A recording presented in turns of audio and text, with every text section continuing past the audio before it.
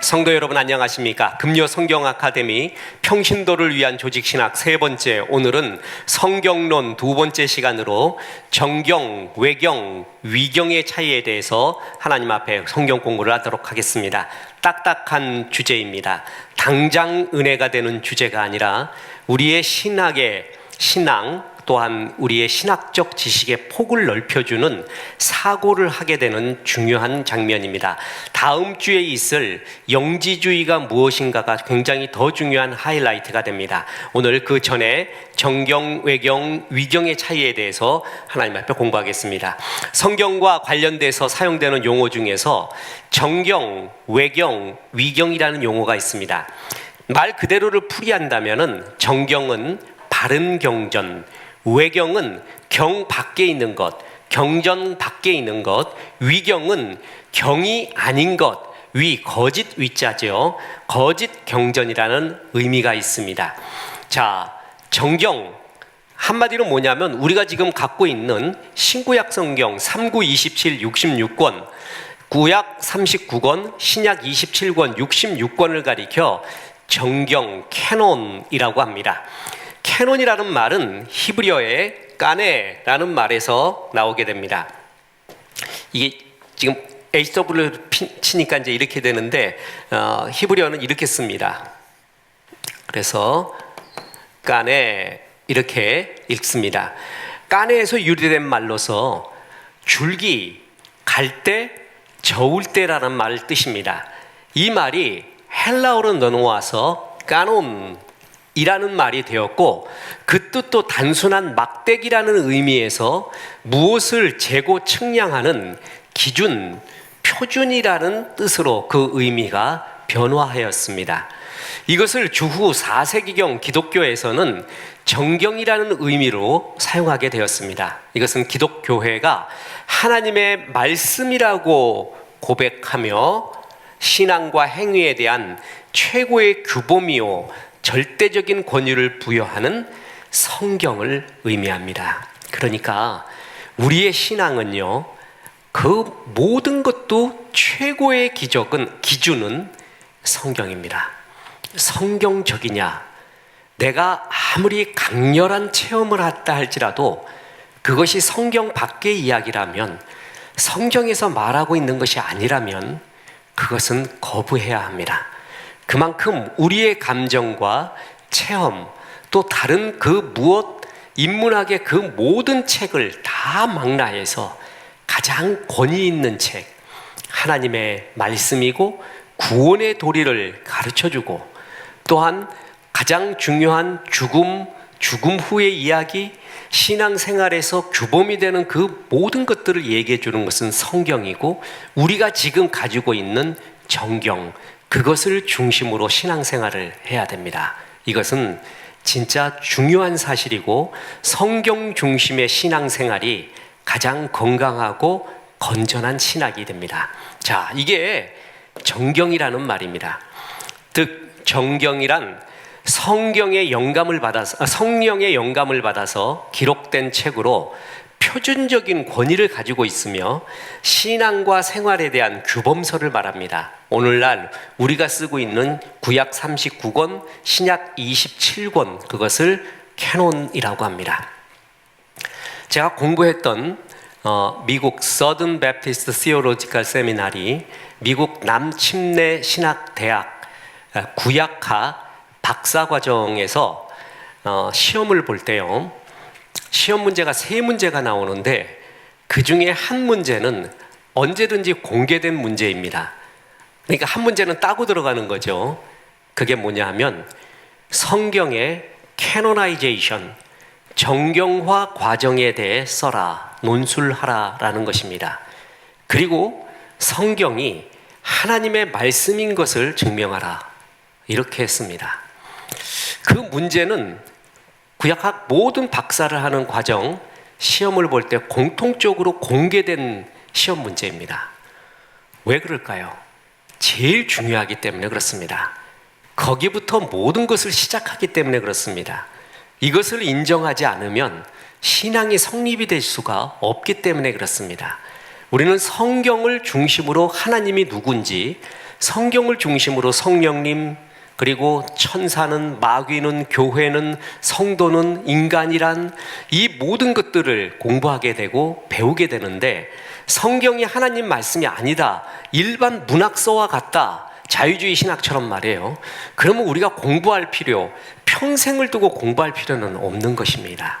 그리고 성경 중에서도 외경, 위경이라고 또 헷갈리게 하는 책들이 있는데요. 우리가 갖고 있는 구약 39권, 신약 27권이 정경화, 그러니까 캐노나이제이션이라고 하는데, 이것이 우리의 정경화가 되는 과정이 있습니다. 그것까지는 공부할 필요 없습니다. 크게. 그러나 이것은 신뢰할 만하게 전해드릴 수가 있습니다.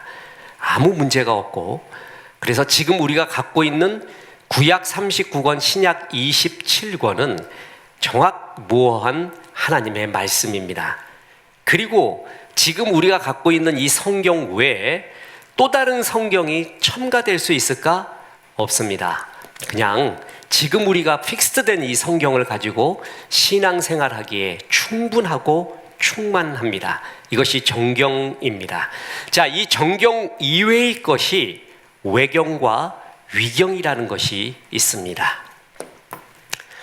자, 1세기 교회에서는 예수님을 따르고 그분의 복음과 행적을 목격한 사도들이 예수 그리스도의 올바른 말씀과 행적을 가르쳤기 때문에 정경화가 필요하지 않았습니다.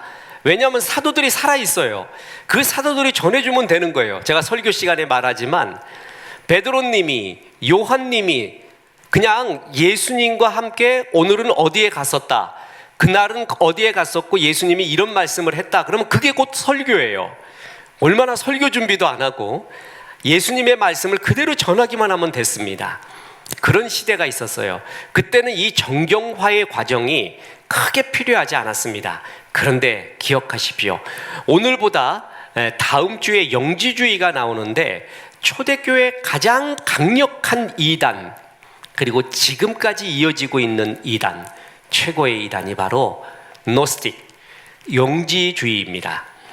자, 이제 영지주의, 말시온주의 같은 이단들이 출현하면서 우리가 이제 성경을, 진짜 성경을 구별해야 될 필요가 생기게 되었습니다. 왜냐하면은 이미 그때 당시 강력한 이단이었던 영지주의자들은 자신들의 레러, 문서들을 가지고 있었단 말이죠. 교회 내에서도 수많은 문서들이 검증되지 않은 채 많이 읽히고 있었습니다. 이래서 교회에서는 이런 이단들을 극복하고 기독교 신앙, 우리 신앙의 정통성을 수호하기 위하여 정경을 구별할 필요를 그때부터 더욱더 크게 인식하게 되었던 것입니다. 사도들이 살아있습니다. 문제 없습니다. 야, 너 누구냐? 너 이 거짓 사도 아니야? 너 우리하고 같이 있었는가? 이러면 다 끝나는 일이었거든요. 그런데 그 사도들이 다 죽습니다. 그리고 난 다음에 나도 이걸 보았고, 나도 이것을 했고, 이걸 들었고, 그리고 그 다음에 더 문제가 뭐냐면 그들이 레러, 문서를 가지고 있다는 거죠. 이게 무섭습니다. 문서를 이미 활자화된 문서를 가지고 있다는 것은 강력한 힘을 가지고 있고, 후대에 또한 동시대에 수평적으로 수없이 펼쳐나갈 수 있는 여건이 됩니다. 여러분 아십니까? 종교개혁은요, 절대적으로 구텐베르크의 금속 활자 발명에 빚을 지고 있습니다. 하나님의 섭리였죠. 그때 당시 구텐베르크가 금속 활자를 발명하지 않았다면 종교개혁의 그 사상과 생각이 널리 퍼져가지 않았습니다. 그런데 그때 그것이 마침 발명이 돼가지고 인쇄술이 발명되면서 더 확장되면서 수많은 사람들에게 급속도로 퍼지기 시작을 합니다. 그래서 종교개혁이 성공할 수 있었던 근거도 있거든요. 그만큼 레러화 된다는 것, 문서화 된다는 것은 무섭습니다. 그래서 오히려 사도들의 말씀, 하나님께서 마태, 마가, 누가, 요한 다 주셨던 그런 말씀들이 권위가 오히려 떨어질 수가 있는 거예요. 영지주의 문서, 다른 이상한 문서들이 떠돌아다니면서 말이에요. 이게 하나님의 말씀이라고 얘기하는데 어떻게 검증을 하겠습니까? 그죠?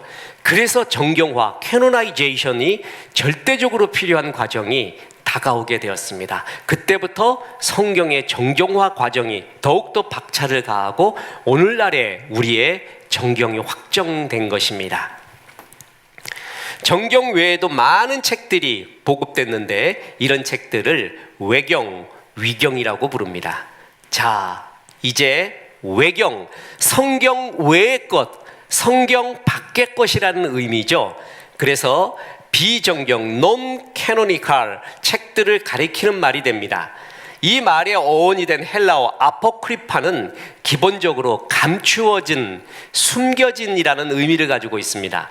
긍정적인 의미로서는 이것이 신비하고 심오한 책들을 포함하고 있어서 감추어준 것이다 이렇게 표현을 하고 있는데 그렇지 않습니다. 사실 부정적인 의미가 더 많죠. 그 내용이 황당무계하고 이교도적이라서 읽으면은 신앙에 해를 줄 수 있기 때문에 숨겨둬야 될 책으로 이렇게 해서의 부정적인 의미가 더 강합니다. 자, 보세요. 성경은요, 정경 39권은 우리는 그 이름 없고 빚도 없는 신학자들한테 빚을 참 많이 졌습니다. 저는 이른바 본문 비평이라고도 하고 그렇게 성경 연구하는 학자들을 정말 존중하고 존경합니다.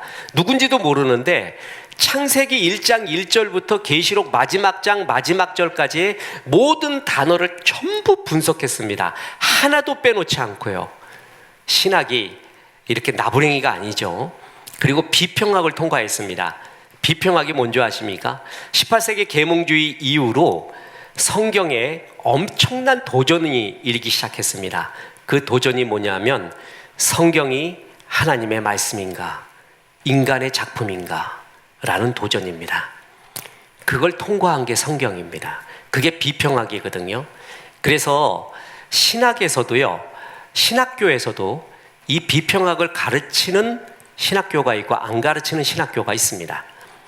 그만큼 가르치면 오히려 신학생이라 할지라도 헷갈리고 의미 없다 해서 안 가르치는 데가 있고 조금 가르치는 정통적인 신학이 더 중요하다는 것을 얘기하는 게가 있고 완전히 비평학에서 있는 신학교도 또 자유주의 신학교도 있습니다. 성경은 하나님의 말씀입니다.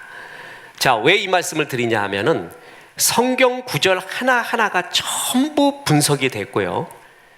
비평의 과정을 통과했습니다. 불경도 비평의 과정을 젊은 승려들에 의해서 엄청난 홍역 속에서 통과가 되고 있죠. 이 비평의 과정을 전혀 통과하지 않은 종교가 있습니다. 무슬림입니다. 꾸란은 비평학의 잣대를 댔다는 그 순간의 죽음을 의미합니다. 꾸란은 비평학을 통과하지 않습니다.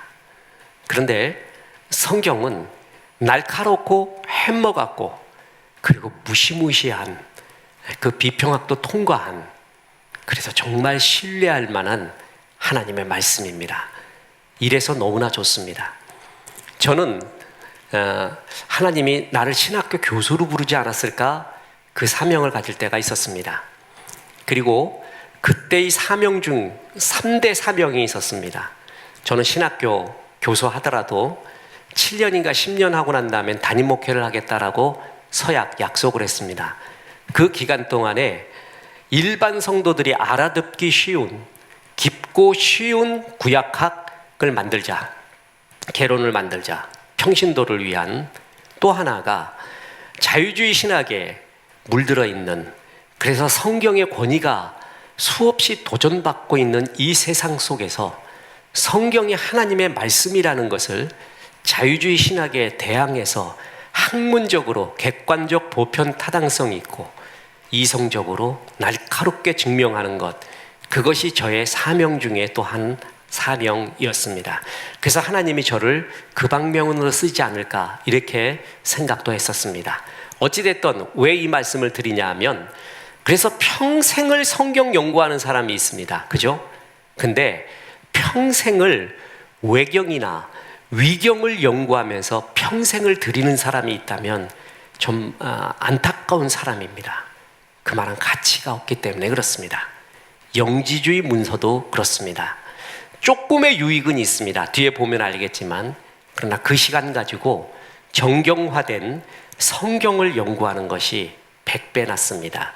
왜냐하면 이 외경 위경들은 말도 안 되는 이야기들이 너무나 많이 있고, 성경은 예수 그리스도가 하나님의 아들이시고 그를 통하여 구원받는 것을 중심으로 쓰여진 것인데 그에 벗어나는 그 주제 밖에 이상한 이야기들이 너무나 많이 있습니다. 그래서 그것에 목숨 걸고 연구할 필요는 크게 없습니다.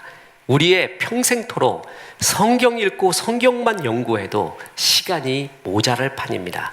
자, 외경은 그렇게 성경 밖의 책입니다. 이집트에 거주하던 유대인들은 히브리어를 몰랐습니다. 헬라어, 코인의 헬라어를, 그때 당시 상용되고 있는 쉬운 헬라어를 통용하고 있었죠.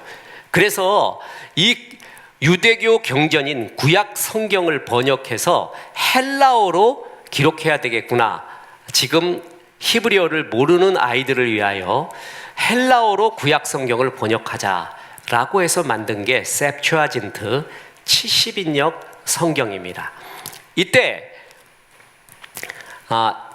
이 70인역을 만들면서 구약의 5경에 충실하지 않고, 구약 성경에서는 유대인들은 5경이 최고입니다. 창출 레민신, 타낙이라고 하는데 토라라고 말하는 그 토라의 첫 번째, 타낙의 처음이 토라인데 그 토라의 의미, 토라 속에 들어가 있는 창출 레민신, 이게 최고의 권위를 가지고 있다는 거예요.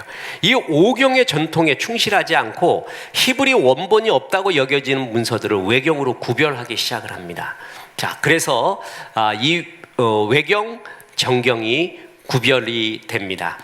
외경은 그냥 조금의 연구할 만한 가치는 있고 교훈적인 내용도 포함되고 있지만 성령의 영감을 받아 기록된 것은 아닙니다. 그래서 가끔 저도 목사님들 설교, 신부님들 말고 목사님들 설교를 들어볼 때 가끔 외경에는 이런 말을 하는 분들이 있어요. 외경 어디에 보면 이런 구절라는 것을 많이 듣지는 못하지만 몇 번 들어봤습니다. 그것도 외경에 이런 말이 있으니까 중요하다가 아니라 참고 자료로 우스갯소리 비슷하게, 그리고 이 정도까지도 있습니다 하는 정도로 하지 성경적 가치를 부여해서 외경의 권위를 주장하는 것은 진짜 들어보지 못했습니다. 그만큼 공예배에서 사용되지 못하는 문서들입니다. 지금은 정경에서 제외된 레러들, 문헌들을 의미하는 개념이고, 혹자 다른 학자들의 분류에 의하면은 외경과 위경을 동일한 뜻으로 사용하기도 합니다. 그러니까 별로 중요한 거 여겨서는 안 된다라는 것입니다. 자, 근데 이게 중요한 겁니다. 근데 카톨릭에서는 외경들 중에서요 12권을 선택합니다. 저도 이 외경 연구를 할 때요 깜짝 놀란 게 구약 외경이 100권이 넘습니다. 전 한 20권 정도 있는 줄 알았거든요. 근데 구약에서 외경으로 분류된 게 한 100권 이상이 돼요. 그 중에서 카톨릭에서 12권을 택합니다. 구약, 신약, 외경 중에. 그래서 그것을 정경으로 인정하고 제2정경이라고 불렀습니다. 지금은 카톨릭에서 제1, 제2 에스드라서와 문하세의 기도문, 이것은 제2정경에서 제외시켰습니다. 어찌됐든 우리가 갖고 있는 카톨릭 성경에 보면 그게 나오나요? 외경이 나와요. 그래서 혹시나 이것이 성경인가, 성경적 권위를 갖고 있는가 라고 혼돈스러워하는 성도님도 간혹 있습니다. 혼돈스러워하지 마십시오. 그것은 정경이 아니라 외경입니다. 성경적 권위, 정경적 권위는 없는 것입니다. 자, 외경에는 이런 것들이 있습니다. 교훈 지혜 문학으로서 솔로몬의 지혜서, 집회서, 역사서로서는 에스라서, 마카비서, 종교적 정기소설로서는 토빗, 유닛, 예언서로서는 바룩, 에스라이서, 전설 문학으로서는 문하세의 기도, 에스더의 남은 부분, 새 거룩한 아이의 노래, 수산나의 이야기, 벨과 용. 처음 들어보죠? 처음 들어봐야 정상입니다. 이 외경의 가치는 뭐냐면 신구약의 중간사, 그러니까 우리 지난번에 이용원 총장님 와서 신구약 중간사에 대해서 강의를 해주셨습니다. 자, 말라기가 있고, 자, 이제 예수님이 등장합니다. 이때를 구약의 마지막이죠. 그리고 신약의 시작입니다. 요 기간이 400여 년이 됩니다. 요거를 암흑기 내지는 신구약 중간기라고 합니다. 저도 이 시기가요, 인류의 역사에서 제일 미스테리합니다. 저는 이제 개인적으로 인류 역사에서 제일 미스테리한 시기는 두 날이다. 하나는 요때고요, 예수님이 죽으시고 부활하시기 전날까지, 그때가 인류의 가장 숨막히는 날이다 라고 개인적으로 생각을 합니다. 이 400여 년의 암흑기, 이때 그 유명한 소크라테스, 플라톤, 아리스토텔레스가 등장을 합니다. 헬라 철학이 이때 나오기 시작하는 거예요. 근데 이때 어떻게 기독교인이 살았는가라는 이야기들을, 또한 어떤 생각을 갖고 있는가를 외경에서 조금은 유추해 볼 수가 있습니다. 그래서 신구약 중간사를 채워주는 역할을 하게 됩니다. 신구약 중간기에 유대교의 영적인, 철학적, 지적인 생활에 대한 통찰력을 제공하고 유대국가의 연대를 추정할 수가 있습니다. 특히 이 전에 보면 마카비 같은 얘기가 나오잖아요. 자, 이 마카비는 유대의 독립 영웅입니다. 그래서 이 망치라는 뜻이거든요. 마카비가 이 사람이 어떻게 독립운동을 펼쳤으며 어떻게 좌절했으며 그 후에 유대인들은 어떻게 살았는가, 그 모든 이야기를 약간을 추정할 수 있는 게 외경 같은 거에서 알 수가 있다라는 것입니다. 자, 이제 위경입니다.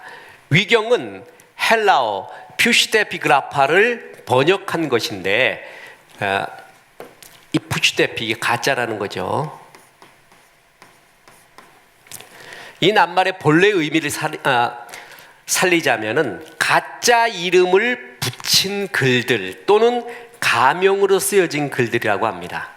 자, 재미난 이야기를 하나 드리겠습니다. 대중적인 사진 작가 중에서요, 영국의 마이클 깨냐라는 사람이 있습니다. 이 사람은 하셀브라드라는 독일제 카메라를 가지고 정방형, 대개 사진이 이렇게 돼 있잖아요. 사진이 대개 이런 형인데 이 사람은 정방형으로 찍습니다. 이렇게. 그리고 전시회 할 때도 크게 안 하고 한 요만하게 해요. 흑백 사진 아날로그로 찍어서요. 그리고 장노출 롱 익스포저라 그래갖고 카메라가 이렇게 찍으면은 찰칵하잖아요. 찰칵. 근데 이렇게 셔터가 열려져요. 그리고 1, 2, 3, 4, 5, 6, 7, 8, 9, 10, 20, 어떨 땐 더 크게 한 1시간 열어놓을 때도 이거 그 다음에 칵 해요. 그러면 뭐냐 하면은 그때 파도가, 물결이 일었던 것이 한순간에 다 잡혀버려요. 그래서 바다가 그냥 이렇게 평평한 흰 이런 대리석 같이 변하기도 합니다. 이게 장노출의 묘미거든요. 저도 한때 사진 좋아했을 때는 이 장노출을 많이 찍었습니다. 이 깨냐의 사진이 참 좋고 감성적이고 이해하기도 쉬워서 이 사진을 이렇게 했어요.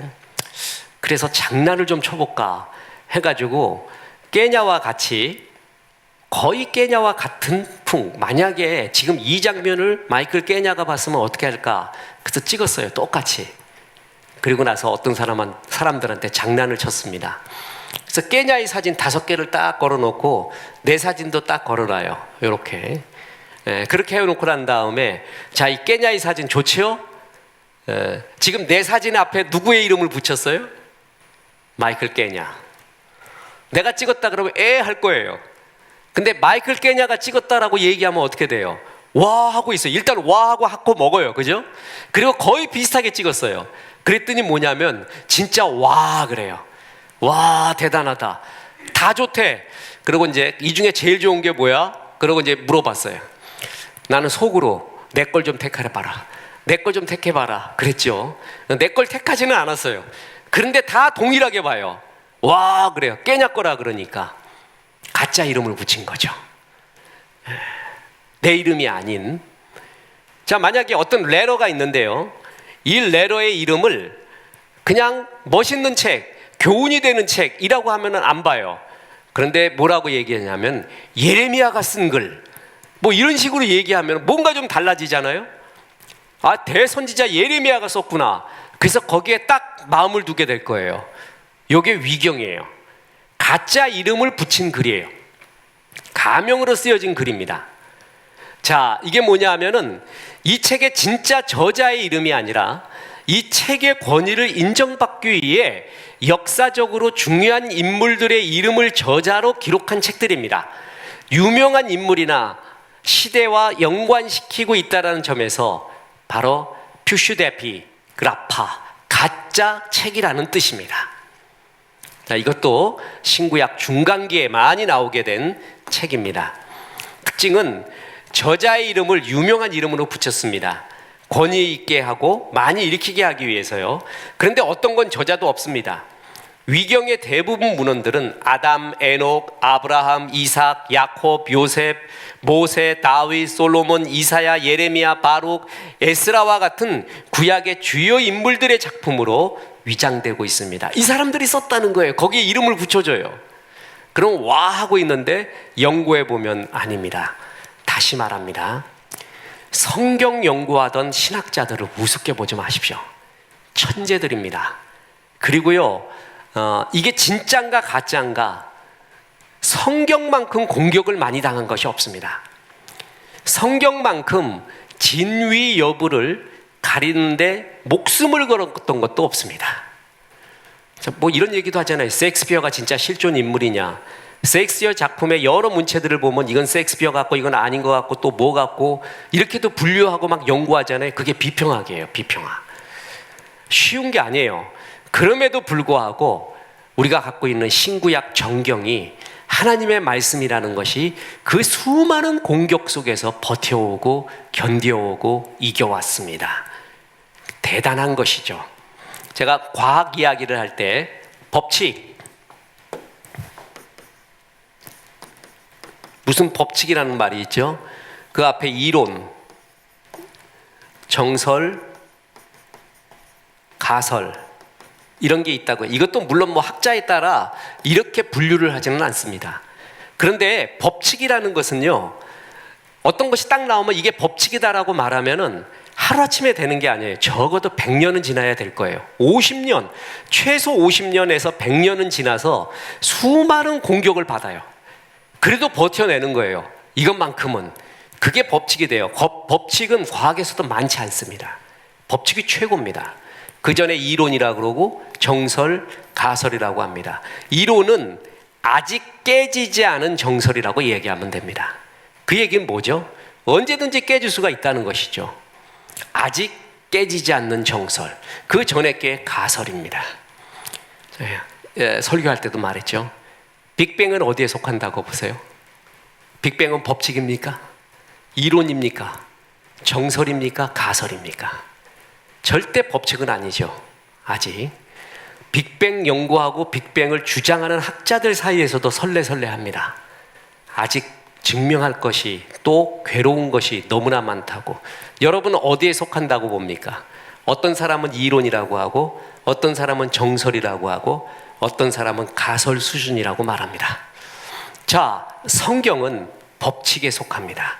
그만큼 우리가 갖고 있는 캐논, 이 신구약 성경은 이 모든 풍파를 견뎌내고 이겨냈습니다. 자, 외경이나 위경 같은 걸 갖다 놓잖아요. 그러면 당장 학자들이 가짜라는 걸 증명해냅니다. 이건 말도 아니고 이건 있을 수가 없고 증명을 해내요. 근데 성경은 그렇지 않습니다. 성경은 하나님의 말씀으로 굳굳하게 지금 우리와 함께하고 있습니다. 위경 속지 마십시오. 정경의 내용을 모방하거나 첨가시켰습니다. 특히 특히 왕들의 역사는 정경의 내용에 많이 추가했습니다. 종말론적 성격이 강하고 부활론에 대한 내용도 많습니다. 자, 팔레스타인에서 여러 권, 알렉산드리아에서 6권을 인정하고 있습니다. 이 위경의 가치도 초기 유대교 그리고 초기 기독교 안에서 생겨나서 이 두 종교의 근원에 대한 이해에 도움은 약간 됩니다. 이 정도지 하나님의 말씀이다 라고는 말할 수가 없습니다. 약간의 역사적 사료 속에서 추측할 수 있는 무엇인가는 발견해낼 수 있고요. 그렇지 않고 이것이 그 구절 하나하나가 하나님의 말씀이라고 볼 수는 없습니다. 우리가 성경론 처음에 성경 하나님의 말씀은 영감을 받았다고 했죠. 성경에 기록된 것이 사상이 영감만 받은 게 아니라 글자 하나하나가 다 영감받았다고 했습니다. 부분적 영감설이 아니라 완전 영감이라고 했습니다. 그죠? 그런데 위경과 외경은 도움이 될 만한 사상적 배경과 시대적 배경을 이해하고 참고할 만한 영감은 좀 있지만 그 글자 하나하나가 영감받았다고 볼 수가 없다라는 것입니다. 그러니까 누가 잘난 척 하느라고 이런 것들 들고 와서 얘기할 때 헷갈리지 않아야 됩니다. 특히 지금 오늘보다 다음 시간에 이야기할 영지주의 문서는 더욱더 그러합니다. 지금 유명한 이름만 대도 다 아는 유명한 학자가 무신론에 가까운 학자죠. 그 사람이 영지주의 문서 갖고 너희들은 이거 모르지, 기독교인들 왜 이렇게 무식하냐라는 식으로, 그리고 이것이 얼마나 소중하냐라는 식으로 이야기하는 걸 볼 때 가슴이 아픕니다. 참 안타깝습니다. 영지주의 문서, 성경도 아니고 그럴 가치도 없습니다. 그런데 현혹되지 마십시오. 자, 왜 이런 이야기들을 하느냐 하면은 우리가 이단이 너무나 많이 있습니다. 우리 주변에요. 특히 여러분 아십니까? 이단이 외국에 더 많이 있고요. 약소 국가에 더 많이 있고요. 우리가 기독교가 방송가에 진출하기 전 20년 전부터 이단들이 방송가를 점령하고 있습니다. 그래서 조회수와 또한 자리를 차지한 걸 보면 이단들이 더 많이 차지하고 있었습니다. 말도 못합니다. 제가 그 통계를 보고 우리 기독교가 방송에 진출해야 됩니다 라고 그 사명을 이야기하면서 그 PD들하고 이야기를 할 때 정말 눈물이 나오더구만요. 어떻게 이렇게 이 귀중한 것을 이단들한테 다 뺏겼는가. 그리고 그 이단들이 하나같이 레러, 문서들을 갖고 있습니다. 성경 외에 문서들을 갖고 있어요. 그게 지금 우리가 얘기하는 외경, 위경과 비슷한, 하나님 얘기는 들어있지만 하나님이 아닌, 그리고 예수 그리스도를 증명하는 게 아니라 자기가 그것을 쓴 자기가 재림 예수라고 이야기를 하면서 자기를 통해 구원을 받을 수 있다고 이야기를 하면서 그래야 된다고 하면서 하는 그런 레러들, 문서들을 가지고 있다라는 것이죠. 자, 이게 바로 우리가 정경 외에 다른 문서들에 대해 경계하고 분별해야 되는 아주 중요한 요인입니다. 여호와 증인 같은 경우에는 신세계 역이라고 하여서 자기들의 성경을 가지고 있습니다. 예수님이 하나님의 아들이라는 그 신성미에 대해서는 전부 빼버렸어요. 전부 왜곡시켰어요. 전부 다른 걸로 번역을 했어요. 이런 혼돈스러운 세상에 하나님의 말씀 성경을 굳게 붙잡아야 됩니다. 정말 혼돈스럽습니다. 특히 이런 방송 활동을 많이 하는 이런 이단들, 자유주의자들 경계하십시오. 그래서 하나님의 정통신앙을, 건전한 신앙을 잘 붙잡아야 됩니다. 위경도 묵시문학이 있고 언약서가 있고, 묵시문학서 중에서는 에녹서, 바록, 에스라, 아담의 묵시록, 아브라함 묵시록, 엘리야 묵시록, 에스라 묵시록, 에스겔 묵시록, 스바냐 묵시록 등이 있습니다. 이 참 제목은 되게 멋있다니까요. 솔깃해요. 잘못하면 낚여버려요. 그리고 언약서, 유언문학서 중에서는 12족장 언약서, 아담 언약서, 3족장 언약서, 모세 언약서, 욥 언약서, 솔로몬 언약서. 저는 이 중에서 욥기 쓸 때 도대체 위경 외경에서는 욥을 어떻게 보는가? 욥에 대해서 이렇게 보았습니다. 말도 안 되는 소리입니다. 말도 안 되는 이야기들을 어떻게 이렇게 환타지 소설을 썼을까 생각을 했습니다. 제가 이 환타지 소설이라고 말할 때 이 소설이라는 말을, 이 소설이 거짓말이다 라는 의미로 이야기한다면 정말 잘못된 말이죠. 소설은 가진 말로 진실을 말하고 있는 것이죠. 거짓말의 의미가 아닙니다. 지어낸 말의 의미가 아니라 소설은 지어낸 말로서 진실을 말하고 있는 것입니다. 진실을 말하는 다른 방편이죠. 그래서 이 소설이라는 말이 너무 통상적으로 이렇게 부정적으로 쓰이면 안 좋다고 생각을 합니다. 구약의 내용을 확대 또는 전설화시킨 것이 많이 있습니다. 아담과 하와의 종기, 야곱의 사닥다리 이야기, 요셉의 역사, 바룩서, 이사야 순교 승천기, 희년서, 얀네와 얀물의 예언자들의 생애, 아리스토텔레스의 편지. 자, 이런 게 재밌죠? 신앙에서 말이에요. 위경에 갈 정도로 아리스토텔레스는 굉장히 특히 가톨릭 이런 데서 중요한 철학적 담론을 제시합니다. 너무 길고 복잡해서 얘기할 수는 없지만 화채설 같은 것이 있습니다.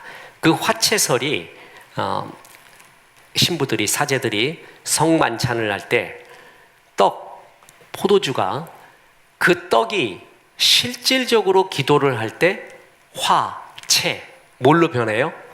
예수님의 몸으로 변한다. 그게 화채설이에요.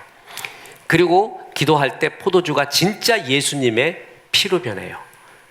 그게 어디서 철학적 근거가 많이 있냐면 이 아리스토텔레스입니다. 요건 너무나 길고 철학적인 얘기를 해서 생략을 합니다. 자, 만약에 그 빵이, 사제가 기도한 빵이 예수님의 진짜 몸이 돼요. 그 순간. 그리고 포도주는 진짜 예수님의 피가 돼요. 그걸 먹고 마셔야 구원에 이르게 됩니다. 그렇다면 그 빵이 쥐가 먹으면 어떻게 돼요? 쥐. 그 빵 잘못 떨어뜨렸는데 강아지가 먹거나 쥐가 먹으면 어떻게 되죠? 쥐와 댕댕이가 예수님의 몸을 먹은 게 되는데 그럼 어떤 사건이 일어나는 겁니까? 그들이 구원을 얻는 것입니까? 이게 굉장히 우스운 이야기죠. 지금 이런 신학적 논쟁, 비평, 이 모든 것들을 통과한 것이 성경입니다. 지금 우리 성경은 하나님의 말씀입니다. 또 지혜나 철학 문안으로 마카베오서, 아히카르서, 기도 송시로서 야곱의 기도, 요셉의 기도, 므낫세의 기도, 솔로몬의 시편. 자, 여러분, 이 므낫세가 이게 최악의 왕이거든요. 히스기야 아들이에요. 이사야 선지자를 톱으로 썰어 죽이고, 그 사람이 이 므낫세의 기도에 보면 회개한 걸로 나와요. 이게 그러니까 뭘 믿어야 돼요? 그러면 성경이 어떻게 되는 겁니까? 그렇죠? 네, 이런 것들을 말해요. 유대 헬라니즘의 저작의 단편들, 비극 작가 에스겔, 주석가 아리스테야스, 이런 말도 되지 않는 그러나 유명한 역사적 신앙적 인물의 이름을 붙인, 그래서 마치 권위가 있는 듯한 그러한 가짜 문서가 위경입니다.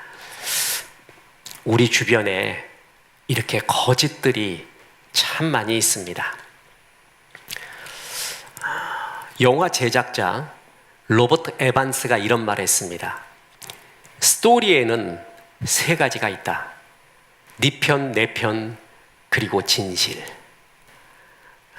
우리가 어느 한 팩트를, 사실을 듣잖아요.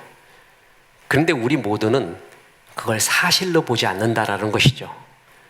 네 편의 얘기냐, 내 편의 얘기냐로, 그것으로 사실과 진실이 중요하지 않은 듯하는 거예요. 내 편의 이야기는 무조건 옳고 네 편의 이야기는 무조건 틀린 거예요.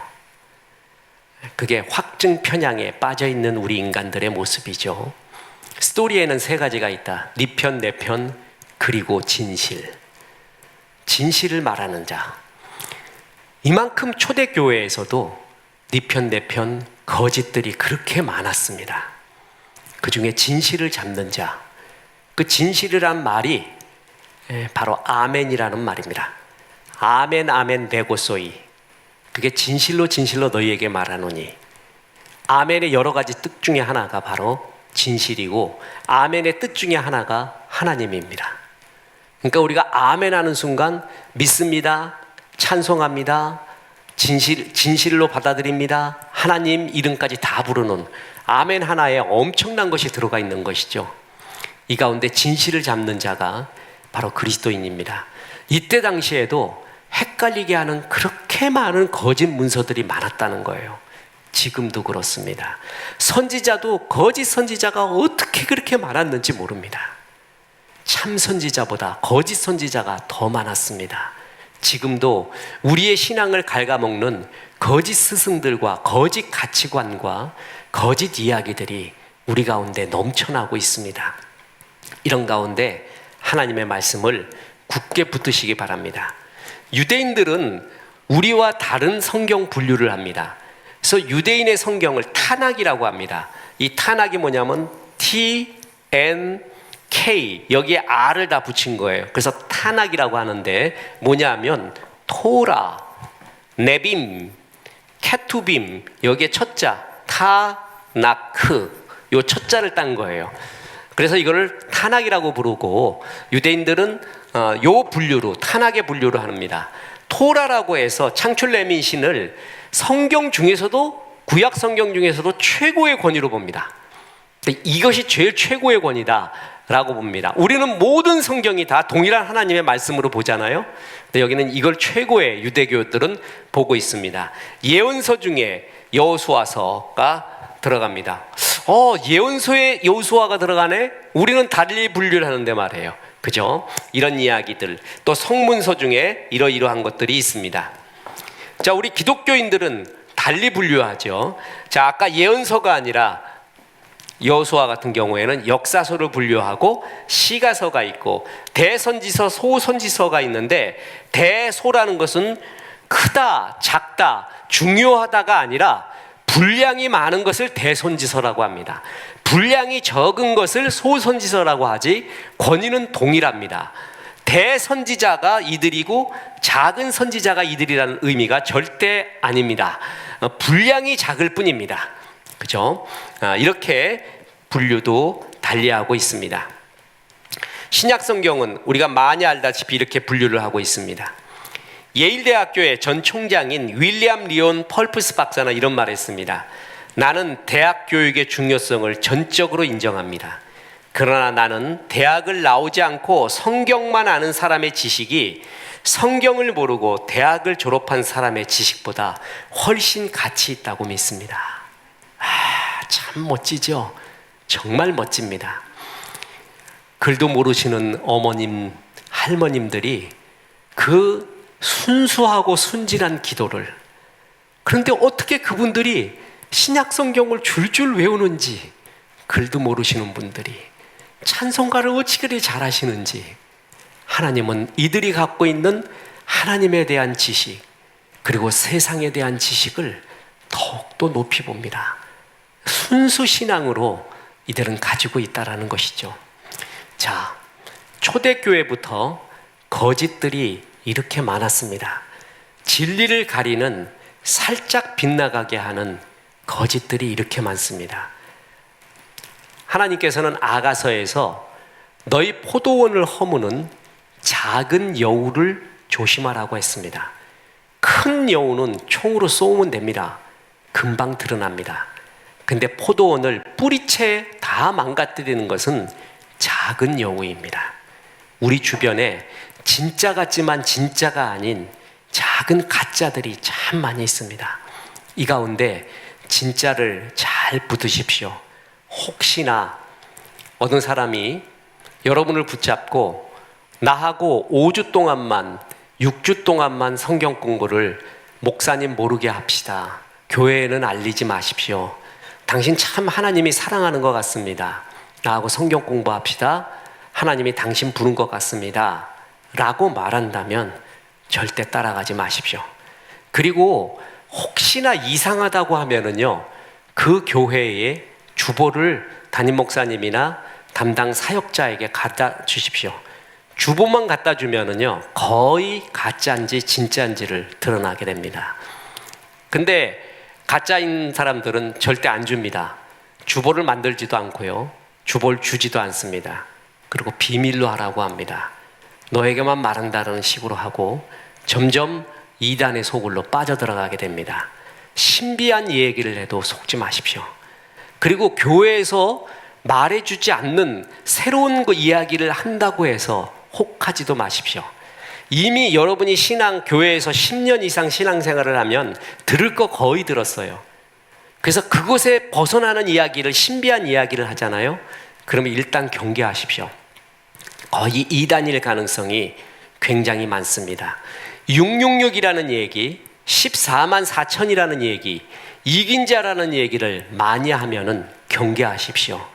요한계시록 이야기 너무 많이 하거나 다니엘서 얘기 너무 많이 하거나 그것도 경계하십시오.